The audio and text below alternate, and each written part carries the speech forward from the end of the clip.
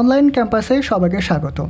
আজ আমরা শিখব ভেক্টর চ্যাপ্টারে গাণিতিক সমস্যা সমাধানের জন্য যে 10টি কনসেপ্ট রয়েছে তার প্রথম কনসেপ্ট এবং প্রথম কনসেপ্টের আদলে কিছু গাণিতিক সমস্যার সমাধান। আমাদের প্রথম কনসেপ্টটি হলো ভেক্টরের সামান্তরিক সূত্র।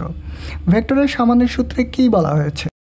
কোনো সামান্তরিকের একই বিন্দু হতে অঙ্কিত দুটি সন্নিহিত বাহু যদি কোনো কণার উপর একই সময়ে ক্রিয়ারত দুটি ভেক্টর রাশির মান ও দিক নির্দেশ করে, তাহলে ওই বিন্দু হতে অঙ্কিত সামান্তরিকের কর্ণই এদের লব্ধির মান ও দিক নির্দেশ করে।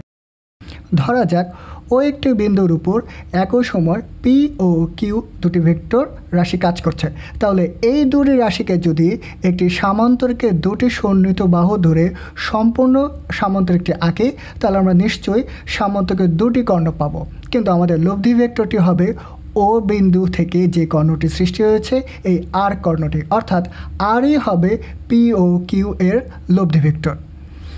এবং লব্ধি আর স্কোয়ার সমান p square plus q square plus 2pq cos alpha, এবং লব্ধির দিক হবে ট্যান থিটা সমান q sine alpha by p plus q cos alpha, যেখানে থিটা হচ্ছে কিউ ভেক্টরের সাথে লব্ধি আর ভেক্টরের মধ্যবর্তী কোণ এবং আলফা হচ্ছে ও বিন্দুতে একই সময়ে ক্রিয়ারত সেই পি ও কিউ ভেক্টর দুটির মধ্যবর্তী কোণ। এবং আজকে আমরা যে গাণিতিক সমস্যাগুলো সমাধানের চেষ্টা করব তার জন্য আরও দুটি সমীকরণের প্রয়োজন হবে। সেগুলো হলো আর ম্যাক্সিমাম সমান পি প্লাস কিউ এবং আর মিনিমাম সমান পি মাইনাস কিউ। বলে রাখি এখানে এই চিহ্নটি দ্বারা বোঝায় পি থেকে কিউ অথবা কিউ থেকে পি বিয়োগ। সমস্যা 1, ভেক্টর এ বি এবং সি এর মান যথাক্রমে 12, 5, 13 একক এবং এ ভেক্টর যোগ বি ভেক্টর সমান সি ভেক্টর। এ এবং বি ভেক্টরের মধ্যবর্তী কোণ কত?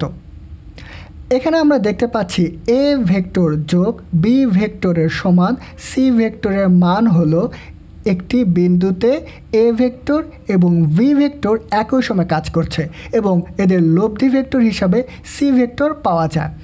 এখন লক্ষ্য করতে হবে যে এখানে কিন্তু এ ভেক্টর এবং বি ভেক্টরের মান যোগ করলে সি ভেক্টরের মান পাওয়া যাচ্ছে না।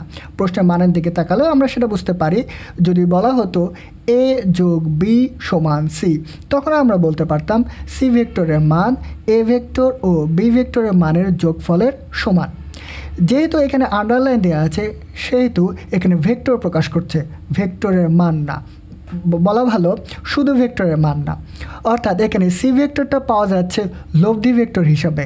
এই ব্যাখ্যাটা করার কারণ হলো এই প্রশ্নটি, যেখানে বলা হচ্ছে এ এবং বি এর লব্ধি ভেক্টর সি এবং এ ভেক্টরটির মান ও বি ভেক্টরটির মান যোগ করলে সি ভেক্টরের মানের সমান হয়। সেক্ষেত্রে এ এবং বি ভেক্টরের মধ্যবর্তী কোণ কত?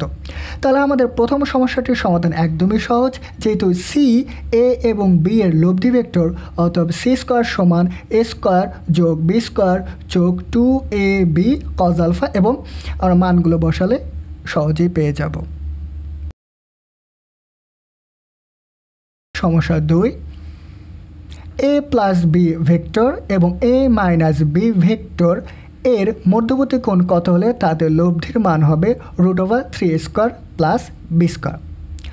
এখানে আমরা লক্ষ্য করি এ প্লাস বি ভেক্টর এবং এ মাইনাস বি ভেক্টর, অর্থাৎ এ একটা ভেক্টর এবং বি একটা ভেক্টর, তাদের যোগ করলে ধরা যাক পাওয়া যায় সি ভেক্টর এবং বিয়োগ করলে পাওয়া যায় ডি ভেক্টর।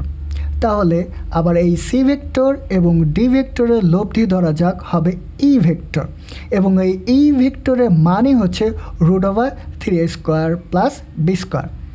এখানে কিন্তু এ ভেক্টর এবং বি ভেক্টরের মধ্যবর্তী কোণ চায়নি, চেয়েছে এই সি ভেক্টর এবং ডি ভেক্টরের মধ্যবর্তী কোণ। আমরা একটা ডায়াগ্রামের মাধ্যমে বিষয়টা আরও ভালোভাবে বুঝতে পারবো। ধরা যাক ও একটি বিন্দুতে এ ভেক্টর এবং বি ভেক্টর একই সময় কাজ করছে, তাহলে ভেক্টরের সামান্তরিক সূত্রের সাহায্যে তাদের যোগের লব্ধি ভেক্টরটি হবে এই সি ভেক্টর। এখন আমরা জানি ভেক্টরের বিয়োগ বলতে এ ভেক্টর থেকে বি ভেক্টর বিয়োগ করতে হলে আমাদের এ ভেক্টরের সাথে বি ভেক্টরের বিপরীত ভেক্টর যোগ করতে হবে। এখন বি ভেক্টরের বিপরীত ভেক্টর পেতে তার দিকটি বিপরীতমুখী করে দিলেই হয়, অর্থাৎ মাইনাস বি ভেক্টর। তাহলে A vector minus B vector মানে হলো এ ভেক্টর প্লাস ব্র্যাকেটের ভিতর মাইনাস বি ভেক্টর।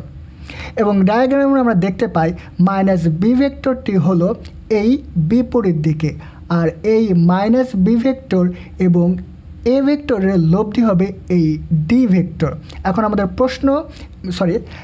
প্রশ্নে চেয়েছে যে এই সি ভেক্টর এবং এই ডি ভেক্টরের মধ্যবর্তী কোণ কত। এখন সমাধান একদম সহজ। তাহলে আমরা লিখতে পারি c square plus d square plus 2cd cos alpha equal √3 square plus b square second bracket whole square. কেননা প্রশ্নে কিন্তু ই ভেক্টরের মান দেয়া আছে, কিন্তু আমরা লিখেছি ই স্কোয়ার। তাহলে বাকি সমাধানটা তোমরা দেখলেই বুঝতে পারবে। সমস্যা 3, একই বিন্দুতে ক্রিয়াশীল দুটি বল পি ও কিউ এর মধ্যবর্তী কোণ যদি আলফা হয় তাহলে তাদের লব্ধির মান হয় 2m + 1 √(p square plus q square), এবং অন্তর্ভুক্ত কোণ যদি π/2 মাইনাস আলফা হয় তবে লব্ধির মান হয় 2m - 1 √(p square plus q square.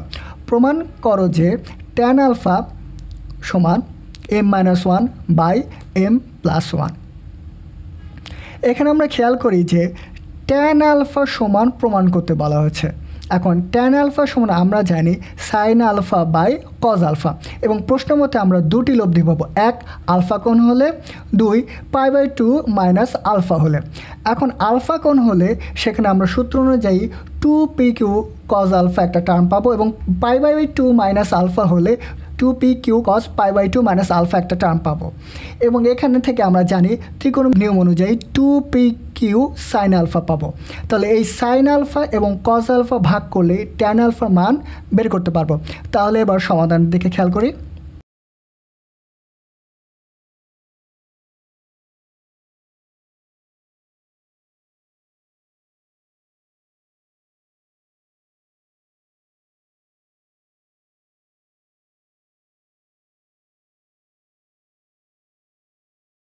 সমস্যা 5, একই সময় একটি বিন্দুতে ক্রিয়ারত দুটি ভেক্টরের মান সমান। দেখাও যে এদের লব্ধি ভেক্টরদ্বয়ের মধ্যবর্তী কোণকে সমদ্বিখণ্ডিত করে। অর্থাৎ ও বিন্দুতে যদি একই সময়ে দুটি ভেক্টর পি ও কিউ কাজ করে, যেখানে পি ও কিউ ভেক্টর দুটির মান সমান এবং তাদের মধ্যবর্তী কোণ আলফা, তাহলে তাদের লব্ধি ভেক্টর আর এই আলফা কোণকে সমদ্বিখণ্ডিত করবে। অর্থাৎ এই লব্ধি আর ভেক্টর এই পি ভেক্টরের সাথে থিটা কোণ উৎপন্ন কোণ করলে থিটা সমান হবে α/2। আমরা এটা সাধারণ কমন সেন্স দিয়েও চিন্তা করতে পারি যে যখন পি ভেক্টরটার মান বড় হবে তখন আর ভেক্টরটা পি ভেক্টর দিকে হেলে থাকবে, আবার কিউ ভেক্টরটা বড় হলে আর ভেক্টরটি কিউ এর দিকে চেপে যাবে, আর পি এবং কিউ সমান হলে আর ভেক্টরটি মাঝ বরাবর থাকবে। এখন গাণিতিক সমাধানটা দেখলে আমরা আরও সহজে বুঝতে পারবো।